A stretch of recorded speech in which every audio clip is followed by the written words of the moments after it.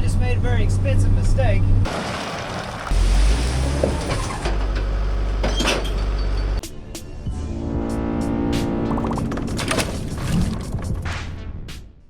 This is Dirt Perfect's John Deere 120 excavator that we are renting for today's job. That is the abandoned 1950s gymnasium that we are converting into our world headquarters, that we are currently in the process of salvaging, saving, and remodeling into our YouTube world headquarters. Because we can. I definitely went in. This is a bank that needs about 40 tons of riprap. And this is Dirt Perfect's Mack triaxle that's gonna haul that stone that we are also renting. And this is the company that's paying for it. Let's get started. So if you remember on the previous video, we replaced the air compressor and air dryer and fixed the old death step there. We need to, nope, not there yet. Check a few things first.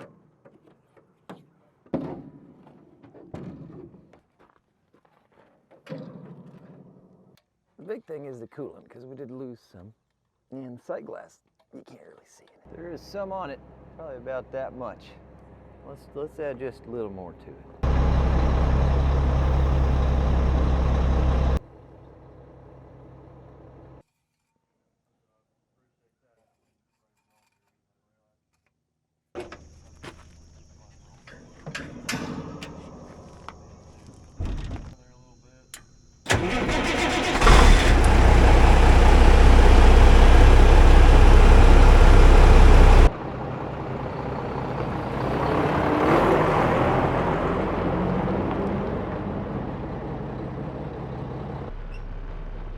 We're fueled up.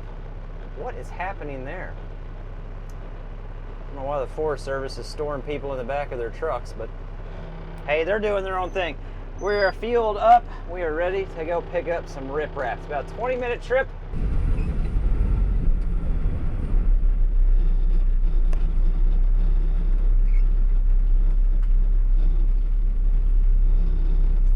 So we're down at Moser's Crushed Stone in Tell City. They get all their stone from the river.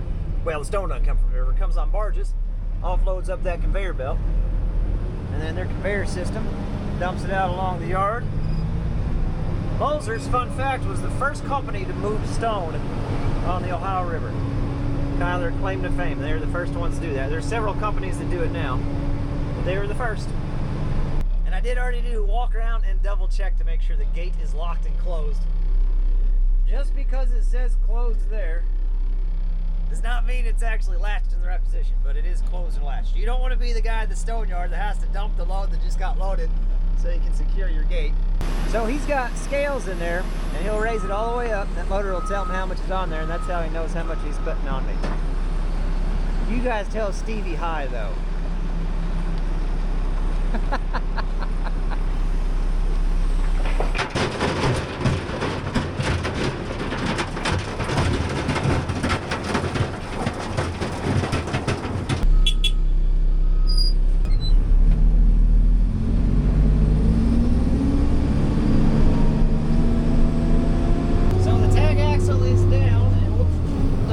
About that tag axle when we get back, but I just learned a very expensive lesson, or maybe I just made a very expensive mistake, and I didn't realize this change had happened. So our second load is going to be at a different quarry, and I'll tell you why in just a minute. These axles are only allowed to carry so much weight, not what they can physically handle, but what the government says the amount of weight you can put on this axle on the roadway. You can only carry so much. So when the box is full, we run that tag down so we can carry the legal amount of weight in that box. If the box is empty, you lift that tag up, saves on tire wear and that type of thing. Also, once we get to the job site, we'll normally raise the tag up when we're backing in places. That way we don't rip that tag off on some uneven ground or something like that. But if we're on the highway or the county road, that tag is going to be down. That way we can be legal.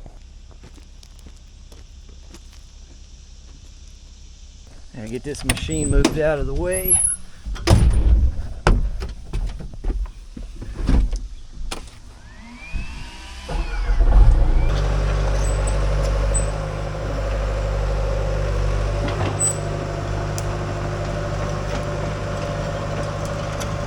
I should be enough room to stack the first load, maybe even the second load in there too.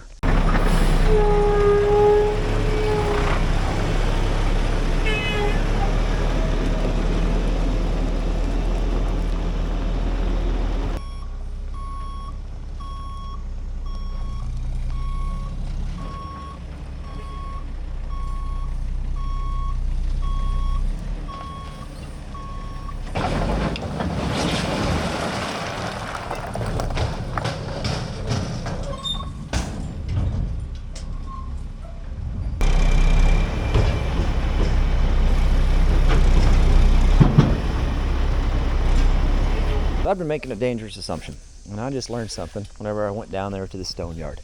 Now, let me give you a little bit of background on this. So there's a stone yard in Tell City. It used to be owned solely by Mulzer's Concrete. It's still called Mulzer's Concrete, but it's owned by a larger company now. And that company, a few years ago, well, several years ago, came in and is still today buying a lot of those mom and pop stone yards up and then still operating them under their original names, even though they're all owned by this one massive company.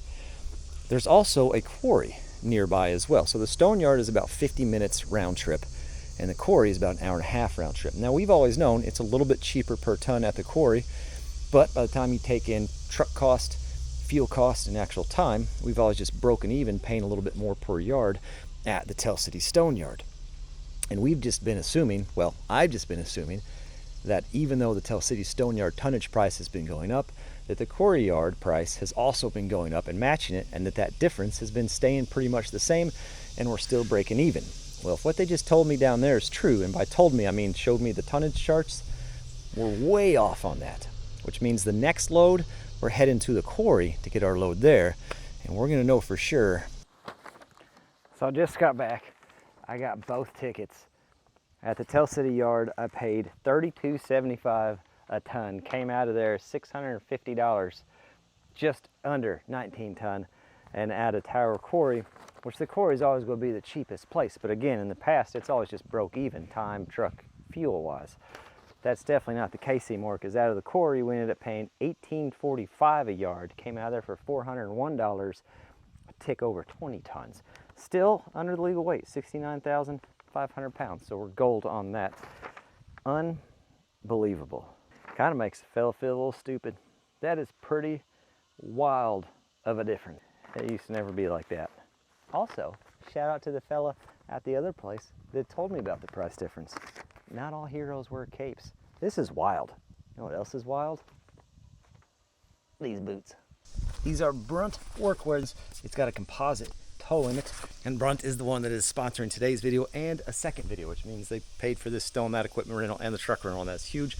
And I know what you're thinking, Mike, I've already got boots. I know, but hear me out for just a second here. I did construction, concrete, excavation full-time, and now I do it part-time and still work on 20 acres of property, and I'm always putting my boots to the test. I've been wearing these for a few weeks now, welded them, torched them the other day, loved them, ran some equipment in them the other day. So far, I really have been in love with them. My feet are in boots all day, so I want them to be comfortable. I guess that's my number one complaint from boots over the years, is that although they have held up well and they've always been durable, comfort's never really been a priority, which is pretty wild when you think about it. I have to say, what has absolutely blown me away with these is the comfort. They're absolutely insanely comfortable. I forgot the tabul on the end of that. They are truly comfortable, and I am pretty happy with them. You're going to see me wear them in the videos. If you want to check it out, in the description, there's going to be a coupon code and a link. You go there, you click on it, you see what they got. If you like something, you can get it. If you don't, then don't. I mean, that would be my suggestion. $250 difference in loads of stone today. Simply price checking my stone, I could have bought a pair of boots. That's crazy. I'm having a hard time getting past the stone price thing. I'm slightly infuriated. You know, one thing I didn't do yet, we didn't check the oil.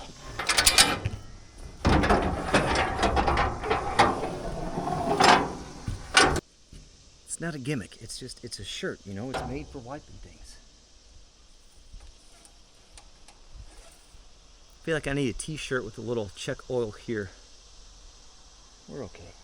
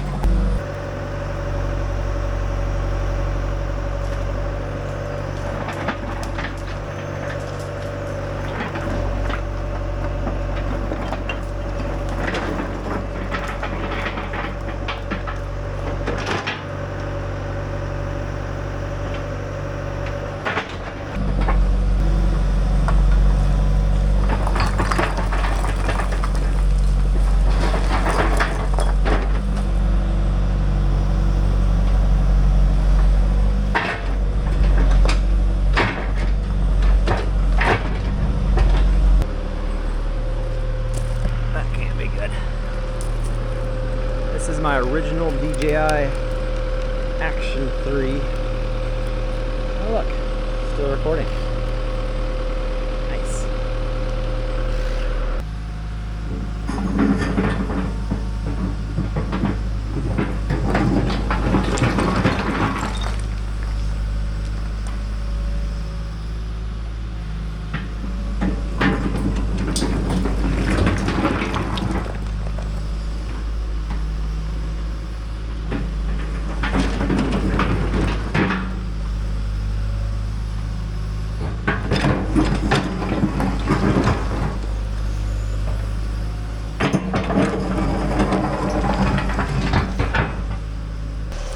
Make it a little smoother for the truck this time.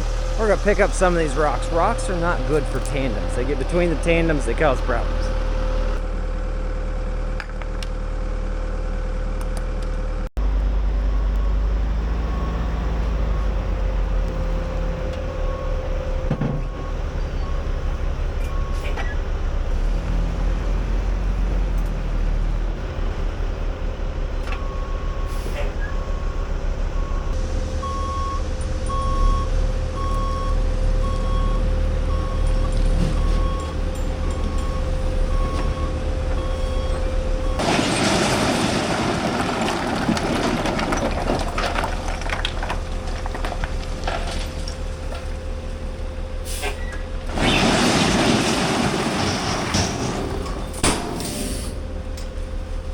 Let me address a couple things I know people are going to say, but there's reasons for it. So the main reason for the riprap, because this is going to slope and run off drainage-wise. You can see it's already doing it just a few weeks it's been there. It's starting to wash out that hill. So the main reason for this riprap is to help keep that hill from washing out. Some people are going to want fabric down. I don't want fabric down. I want trees to grow up. Trees are what hold the hill in place. The riprap will keep the dirt from washing out between those eventual trees. So I don't want any fabric. I want those trees to come back up through here and keep this thing stapled down where it needs to be. That's the way I want to do it. So that's how we're doing it. Yeah, that works. That's kind of neat. All right. I'll walk you through my thought process here. I have placed quite a bit of riprap along riverbanks and creek banks here where we live. So I got a little bit of experience with it. We're gonna start down here on this end, kind of meet in the middle. Just me, personal preference wise, I like to try to keep the whole bucket all the way to the bottom. I kind of hold my teeth off. That's like my depth gauge of how thick I want it. Give it a little shake, rake it out, and then just give it some tamps. If I just sit there and dump the whole bucket out, we're gonna lose a lot of material. It's just gonna go rolling around all willy-nilly like, and we don't want that. Material's expensive, so we want to try to control it and keep it where we can keep it.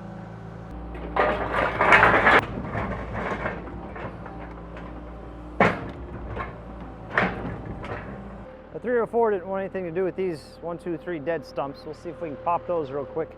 Then we can get that inside corner started and work our way along there.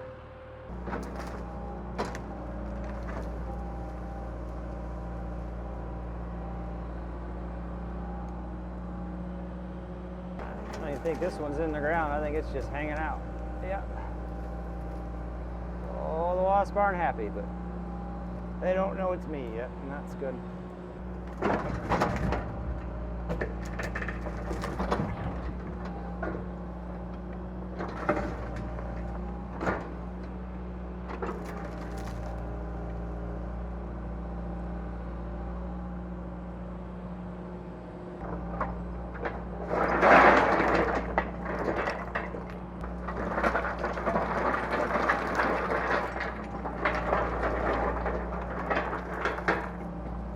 Working our way along here real nice. One last thing I want to do, there's 1, 2, 3 trees I want to try to grab. I couldn't reach with a 304, I can reach with that. And then we're going to go ahead and grab whatever lower branches we can reach with this machine and try to get that and this random pile here, that trucked out of here, or at least some of it. I need some dirt whenever this tree comes out, but I'm not going to need that much.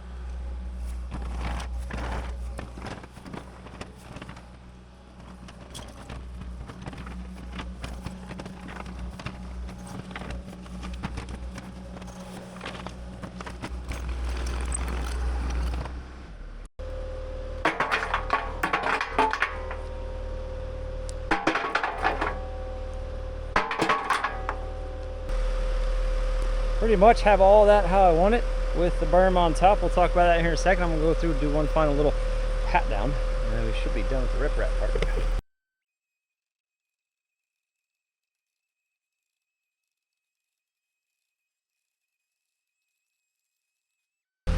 I think that turned out awesome.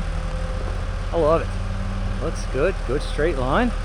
So the berm is twofold. One, when the water comes across, it kind of has to break itself up and then work itself down instead of one big continuous thing in one spot causing a big washout.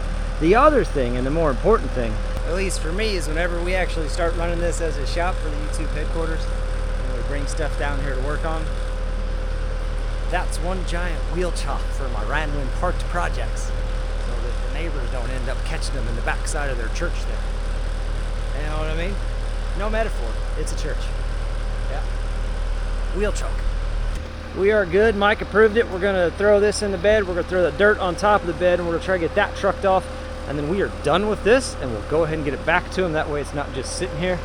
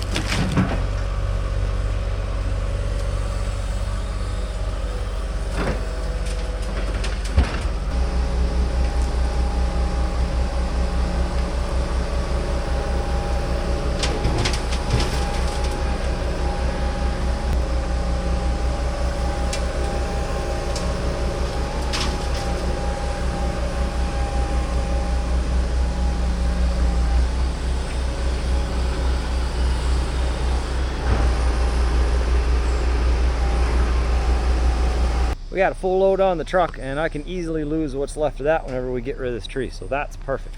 Absolutely perfect. Let's go get that thing dumped and go get the trailer.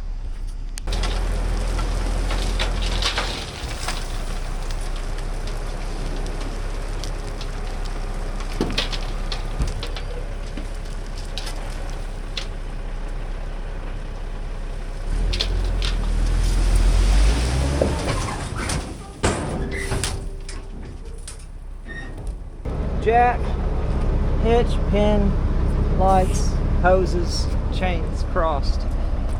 Let's go.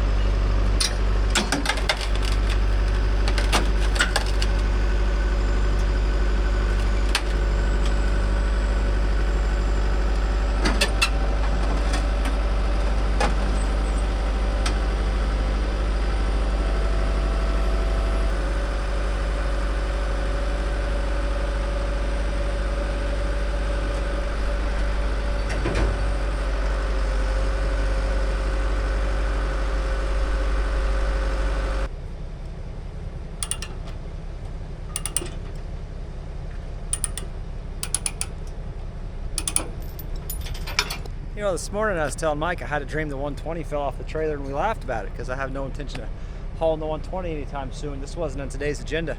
So I stared at this for a minute, What's the worst that could happen? I'm gonna put you on the trailer somewhere.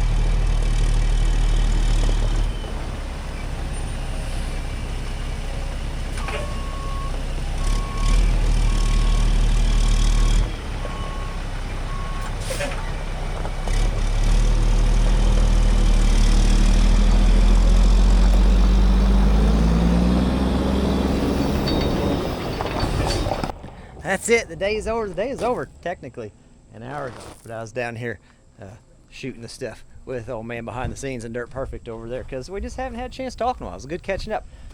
Rip wrap's done.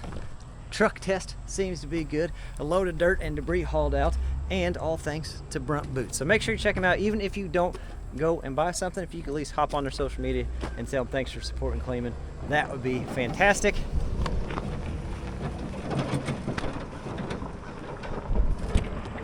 I can't tell you what they were just doing to that trailer, but it's going to be a fantastic video.